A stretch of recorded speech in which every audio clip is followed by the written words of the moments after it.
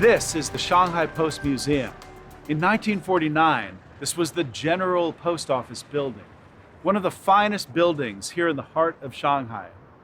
In May 1949, as the Battle of Shanghai moved closer and closer to the city, this building became the centerpiece of the nationalist plan to prepare their urban warfare defenses. The Suzhou River runs through the center of Shanghai. Along the north banks were some high-rising and sturdy buildings: the Broadway Mansion, the Post Office Building, the Embankment Building. The nationalist defenders were determined to fight to the last man at this line of defense. From where I'm standing, you can see that this was the perfect position for the defenders. With machine guns set up in the windows of the building, sandbagged bunkers, and armored vehicles on the north bank, the defenders could easily pin down the PLA soldiers trying to cross the bridge below. Unless, of course, the PLA used heavy artillery.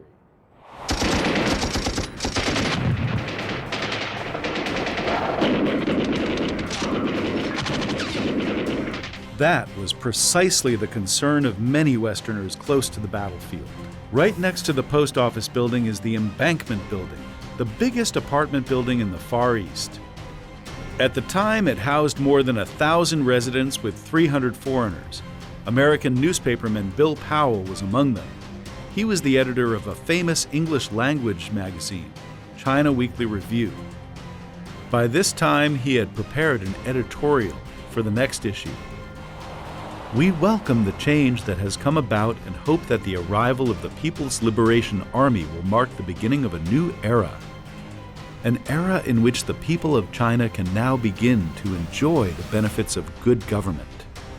But now, as the battle moved closer and his apartment building also became a nationalist holdout, he was anxious and scared like everyone else. Would the PLA lose their patience and bring out their artillery? Well, the Battle of Suzhou River was underway. An American journalist, Harrison Foreman, was on the rooftop of the Cathay Hotel, looking down upon PLA soldiers attacking nationalist defenders in the Huangpu Garden. And what he saw surprised him. He jotted down quickly in his notebook. Amazing that Palu haven't tried to enter hotel. Their discipline is really something. How easy it would be for them to come in, set up some machine gun on the roof or in the Bunside rooms, and blast the Garden Park nationalist defenders. By this time, the battle for most of the southern part of Shanghai was already over. So, Harrison Foreman decided to walk there to have a look. When he walked to Nanjing Road, he saw something even more surprising. He added what he saw in his notebook.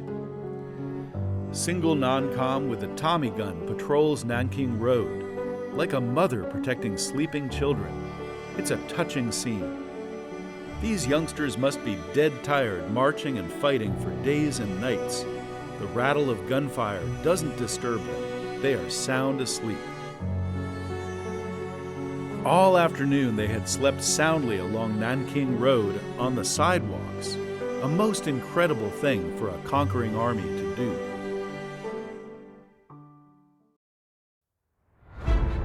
The standoff at Suzhou River lasted nearly 2 days.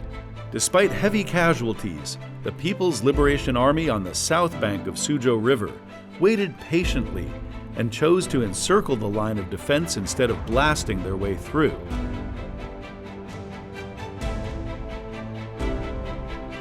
No foreign residents of the Embankment Building were hurt. Bill Powell told reporters that a collective sigh of relief went up when the battle ended.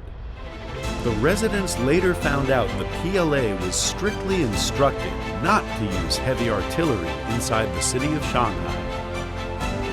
And they were not allowed to enter any private properties, no matter what the sacrifice. The finest buildings of Shanghai were left intact. Together with the revitalized Suzhou River, they are still one of the most beautiful sceneries of Shanghai.